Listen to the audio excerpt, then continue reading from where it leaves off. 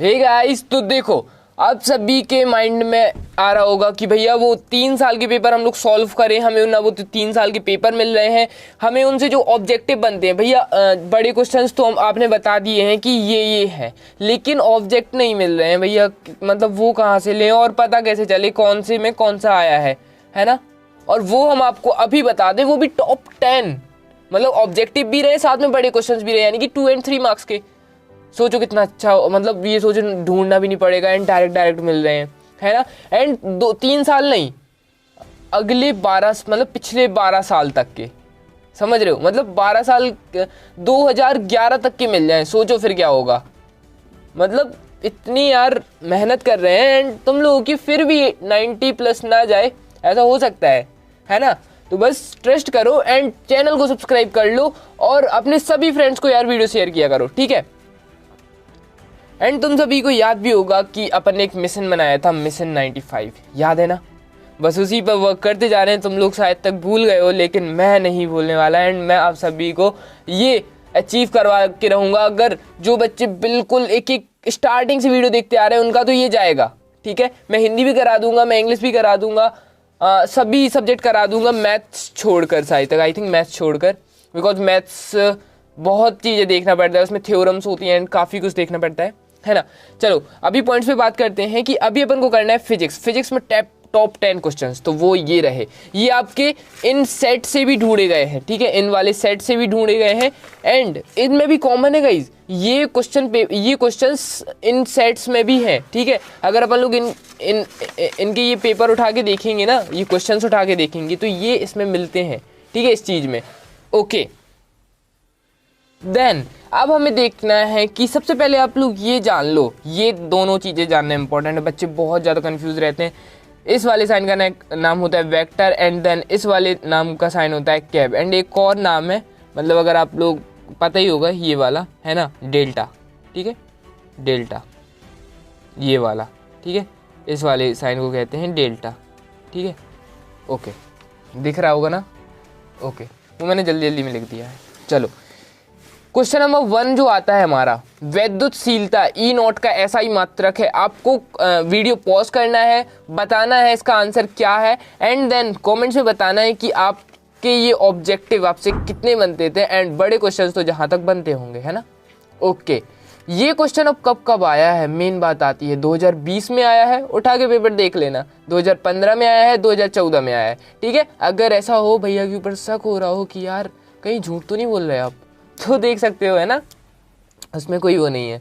चलो तो वैद्युतशीलता E0 का SI मात्रक होता है न्यूटन स्क्वायर, ठीक है, by newton into metre square, ठीक है, sorry coulomb square by newton into metre square. Okay चलो बहुत क्लियरिटी से लिखना गाइस। एंड एक वीडियो आप सभी के लिए बनाएंगे कि बोर्ड्स में, यानी कि आपकी बोर्ड्स में कॉपी लिखना कैसे है, बहुत इंपॉर्टेंट वीडियो होगा। अगर हर चीज़ देखो, अपन को स्मार्ट चीज़ तो करना पड़ेगा, ऐसा नहीं कि रटे जा रहे हैं, पढ़ाई करते जा रहे हैं, वहाँ गए तो फुस, मतलब वहाँ लिखना कैसे पता चले कि अपन लोग लाइन खींच रहे हैं, लाइन के बगल से ही लिख रहे हैं, कॉपी में किस तरीके से लिखना है, क्या चीज़, अगर जो आंसर ना बने उसे क्या करें, जो आंसर बने उसे पहले लिखें, बहुत ज़्यादा चीज़ इस माइंड में आती है ना, तो उन सब का भी आंसर्स आपको बताया जाएगा। चलो नेक्स्ट क्वेश्चन, वैद्युत फ्लक्स का मात्रक होता है, बहुत इजी क्वेश्चन है, बनना चाहिए, होप सो। 2020, 19, 18, 17 4 साल लगातार पूछा जा रहा है ठीक है, 4 साल लगातार पूछा जा रहा है वैद्युत फ्लक्स का मात्रक, इजी, ठीक है, वोल्ट इंटू मीटर। और इसका विमीय सूत्र याद कर लो। विमीय सूत्र क्या होता है कि जो 11th तक ही वो रहते हैं, एग्जैक्ट 11th तक ही इसका काम होता है एंड देन उसके बाद विमीय सूत्र उतने खास नहीं बचते हैं एंड पूछे भी नहीं जाते हैं। लेकिन अपन को क्या है, थोड़ी ना 12th से पढ़ाई छोड़ देनी है, आगे भी तो बहुत सारे गोल्स हैं ना। आप पढ़ाई 12th इसलिए कर रहे हो ना कि आप उस गोल तक पहुंच जाओ जो हमने बना कर रखा है। मतलब आपका कोई ना कोई गोल होगा कि मुझे यहाँ जाना है, मुझे इंजीनियर बनना है या मुझे डॉक्टर बनना है या कुछ भी करना है ना, बहुत सारे, सब बच्चों के अलग अलग गोल्स होंगे, है ना। तो वो अचीव करने के लिए ऐसा थोड़ी ना है कि सिलेक्टेड पढ़ लो, थोड़ी ना पास थोड़ी ना होना है, काम थोड़ी ना चलाना है ना, नेक्स्ट लेवल जाना है, ठीक है। ओके देन नेक्स्ट क्वेश्चन आता है, वैद्युत क्षेत्र की तीव्रता का मात्रक है 2017, 16, 15, 11 लगातार, ठीक है, लगातार तो नहीं बोलेंगे लेकिन 4 साल जरूर आया है, 17, 16, 15, 13, 11, ठीक है। अब सोच सकते हो कि 11 भी ठीक है।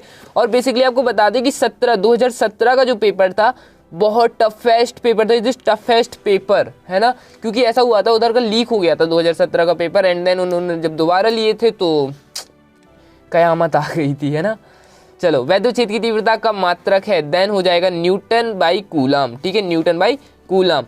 Okay, then the next question, एक 24 ओम यानी कि 24 ओम प्रतिरोध वाले तार का एक समबाहु त्रिभुज के रूप में मोड़ा जाता है कि दो किनारों के बीच प्रभावी प्रतिरोध क्या हो जाएगा, 2020-19 में आया था, एंड देन इसके चांसेस बहुत बहुत बहुत ज़्यादा हैं 2023 के बोर्ड एग्जाम्स में आने के, ठीक है।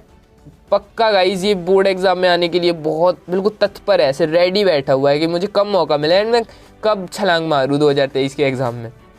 देन इसका आंसर हो जाएगा 16/3 ओम। इसको सॉल्व करते हैं, पता कैसे होता है, इसको सॉल्व करने का ये हो जाता है कि आपका रेक्टेंगल हो जाएगा, ठीक है। इसमें कहाँ पर मैं बता दूँ, सॉल्व कराने के लिए अभी तो ऐसा कुछ रखा भी नहीं हुआ है, ठीक है। चलो मैं आपको सॉल्व कर देता हूँ फिर दिखाता हूँ, ओके। देखो, ठीक है, ऐसा ये हर साइड का 8 ओम ले लेना है, ये हो जाएगा अपना 24 ओम, जो हमारा श्रेणी क्रम हो जाएगा, ये 24 ओम हो जाएगा। एंड देन जब हम इसे सॉल्व करेंगे ये अपना कितना हो जाएगा 16, 8, ये दोनों साइड का 16 ओम है, जो 1 ओम बचेगा, 8 ओम बचेगा। अब इसको अपन लोग बाई ऐसे सिस्टमेटिक तरीके से लिख देंगे 16 ओम, ठीक है, 8 2 16 एंड प्लस 8 ओम, ये अकेला 8 ओम बचता है। इन दोनों को क्या कर देंगे, प्लस कर देंगे अकॉर्डिंग टू किसके फॉर्मूले के, and 1/r resistance equal to 1 + 2 upon 16 and 1/r बराबर 3/16, देन r इक्वल टू 16/3। बहुत इजी है, ठीक है। पहले इन दोनों का निकाल देंगे एंड देन ये बचेगा, ठीक है। तीनों मिलाकर कितने हो रहे हैं, 24 हो रहे हैं, ठीक है। इन दोनों को ऐसे मोड़ वो करेंगे, ठीक है, क्या करेंगे, मोड़ा जाता है, ठीक है। क्वेश्चन आप लोग देख लो कि एक 24 ओम प्रतिरोध वाले तार को एक समबाहु त्रिभुज के रूप में मोड़ा जाता है। इन दोनों को मोड़ देंगे, किन्हीं दो किनारों के बीच प्रभावी प्रतिरोध, तो इन दोनों किनारों के बीच क्या बताना है, प्रभावी प्रतिरोध। तो ये इन दोनों किनारों के बीच अपन ने बता दिया प्रभावी प्रतिरोध, और ये 8 ओम बचता है, तो आंसर आ जाएगा 16/3 ओम। ईजी था, ओके। होप सो आपको समझ आ गया हो, ठीक है guys. Okay okay okay, then then then then then then then next question. Oh, answer दिख गया, नहीं देखा, चलो चलो चलो नेक्स्ट क्वेश्चन। एक समान वैद्युत क्षेत्र सदिश इंपॉर्टेंट है, एंड इसका आंसर, मैं इसका आंसर नहीं पूछूंगा आपसे, मैं कुछ और ही पूछने वाला हूँ, ठीक है। चलो, ये देख लिया, E vector equal to 2i cap plus 3j cap minus 4k cap, इसको सभी को टोपी पहना देना है। टोपी पहनाना बहुत इंपॉर्टेंट है, ये जो कैप लगाना है ना, ये बहुत इंपॉर्टेंट है। आप मैथ्स में करो या फिजिक्स में, ये कैप पहना दिया करो, क्योंकि एग्जैक्टली ना पता अपन लोग भूल जाते हैं इसको कैप पहनाना, एंड देन अपना नंबर भी उड़ा लिया जाता है, वहीं जब ना अपन को टीचर टोपी पहना देते हैं, ठीक है। उसके बाद यहाँ पर मीटर बाई वोल्ट हो जाएगा। मैं एक पृष्ठ के क्षेत्रफल 8 वेक्टर बराबर 8j कैब मीटर स्क्वायर से गुजरने वाले वैद्युत फ्लक्स की गणना कीजिए। तो यहाँ पर अपन को क्या मिला, वैद्युत फ्लक्स मिला। वैद्युत फ्लक्स का फॉर्मूला क्या होता है बताओ, ठीक है, कमेंट्स करो, अभी कर दो, ठीक है, अभी कर दो, कमेंट्स जाओ, कमेंट्स करो, पता है, करो करो करो।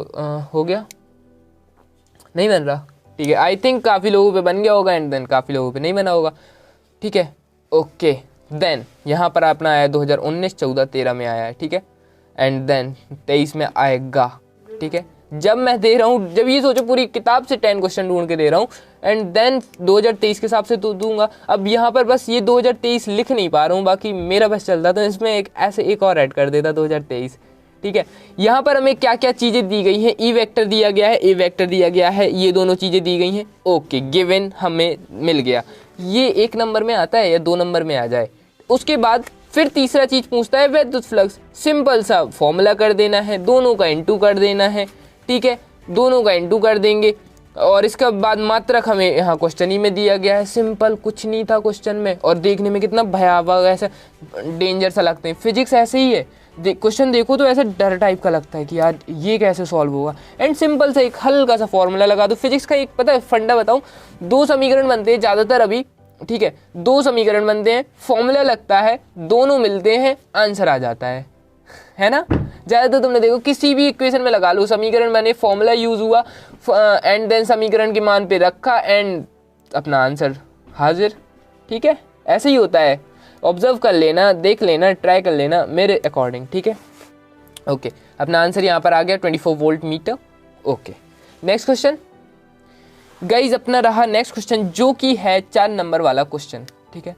एंड मैं ऐसी एक भी वीडियो नहीं होगी ना जिस वीडियो में मैंने ये वाला क्वेश्चन नहीं कराया। एंड देन प्लीज़ इस क्वेश्चन को अच्छे से कर लेना। Then the question is Gauss प्रमेय।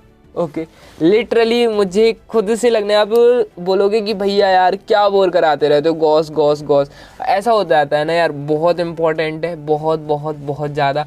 एंड देन जो भी बच्चा नया आता है उसको ये चीज़ जानना बहुत ज़रूरी है ना कि गॉस प्रमेय, मान लो उसने पुरानी वीडियोज़ नहीं देखी, नए इस वाली वीडियो देख रहा है डायरेक्ट, तो फिर वो क्या करेगा बेचारा, है ना। तो ज़रूरी भी हो जाता है। ओके, 2020 में आया था। एंड देन पता नहीं क्यों 2019-22 में नहीं आया, वो इसके दूसरे फॉर्म ऑफ बेस में आया था कि मतलब स्थिर वैद्युत या चादर के लिए ऐसे में आ गया था। लेकिन गॉस प्रमेय लिटरली आएगा ही आएगा, ठीक है। ये अलग अलग फॉर्म में पूछ लिया जाता है यार, अलग अलग फॉर्म में, ठीक है।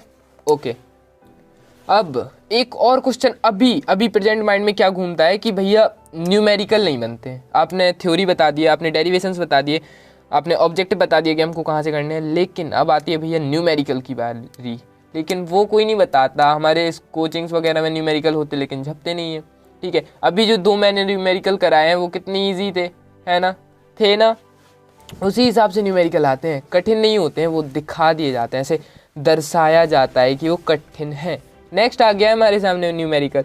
एक अनंत लंबाई के एक समान अनावेशित सीधे तार का रैखिक आवेश घनत्व 10.0 × 10⁻⁻8 कूलम मीटर है। तार से 2 सेंटीमीटर दूर उत्पन्न वैद्युत क्षेत्र की तीव्रता ज्ञात कीजिए। 2019 में पूछा गया था, बहुत बहुत इंपॉर्टेंट है। एंड देन आंसर लैम्डा बराबर हमें पता होना चाहिए, क्या है हमारा लैम्डा, क्या है 10.0 × 10⁻⁸। एंड देन अपना आर कितना है, ठीक है, आर रेडियस 2 सेंटीमीटर, जिसे अपन लोग निकालेंगे तो हो जाएगा 0.02 मीटर। ओके ओके, चलो इस मीटर में कन्वर्ट किया है ना बेसिकली। ऐसा घबरा मत जाना ये कहाँ से आ गया यार, आपने क्या ही लिख दिया तो ऐसे आप लोग डिवाइड करोगे ना, जब मीटर में निकालोगे ना सेंटीमीटर से, तो आंसर आ जाएगा। इसके बाद आती है मेन चीज़ जो है फॉर्मूला।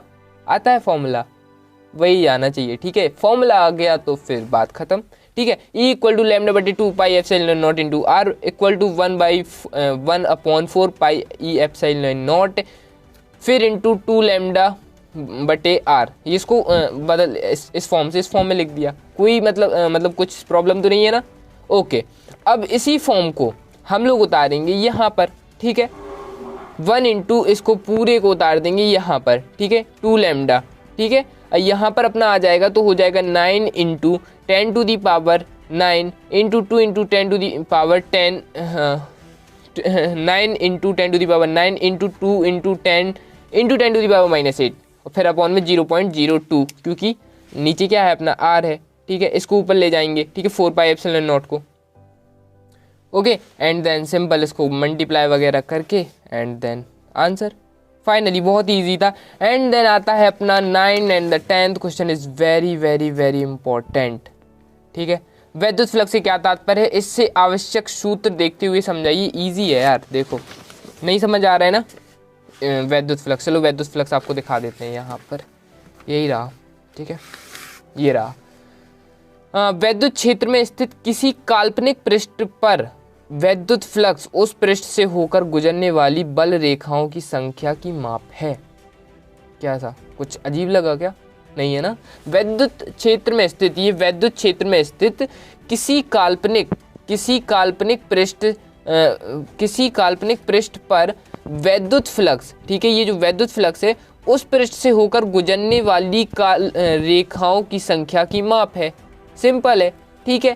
इन इसके बाद थीटा बराबर ये लग जाएगा अपना समाकलन इंटू DA एंड देन मात्रक वगैरह लिख देंगे, ठीक है। मात्रक हो जाएगा N/कूलम into metre square and then इसे और उससे लिख देंगे, ठीक है, और फॉर्म ऑफ बेस में लिख देंगे, ठीक है, उसमें क्या ही दिक्कत है। एंड गाइज फाइनली हमारा लास्ट क्वेश्चन आ गया है, जो कि है गॉस प्रमेय लिखिए। एक अनंत विस्तार की समतल आवेश चालक चादर के निकट विद्युत क्षेत्र की तीव्रता के व्यंजक प्राप्त कीजिए। फाइनली ये क्वेश्चन आ गया है एंड देन ये आप पे बनना चाहिए, ठीक है। ये बहुत इंपॉर्टेंट है, ठीक है। एक अनंत विस्तार का समतल आवेशित वाला, ठीक है। सभी का ये 10 इंपॉर्टेंट क्वेश्चन करा दिए एंड देन इस पर नंबरिंग डाल देते हैं। 10th वाला क्वेश्चन है ये, ठीक है, ये डल गया है 10th क्वेश्चन। एंड देन ये 10th क्वेश्चन आपसे कितने बनते थे, एंड ये वाले क्वेश्चंस 110% आपके आने वाले हैं, तो अच्छे से कर लेना, ठीक है। एंड फिर मिलते हैं किसी नेक्स्ट वीडियो में, जब तक के लिए बाय। एंड फिजिक्स पढ़ते रहो, क्योंकि फिजिक्स में सिर्फ 1 दिन का गैप है, एंड देन बाकी सब्जेक्ट्स में, केमिस्ट्री में तो आपको काफ़ी दिन का है कि आप पढ़ सकते हो ईजिली। बाकी पहले से तैयारी करना, ऐसा नहीं है कि आप तभी जाओ पढ़ने, लेकिन फिजिक्स अभी से तैयार करते चलो, बिल्कुल अच्छे से आ जानी चाहिए, ओके। इसलिए मैं फिजिक्स पर इतना ज़्यादा खास फोकस दे रहा हूँ, क्योंकि कठिन भी है, सरल भी है, ठीक है, ओके।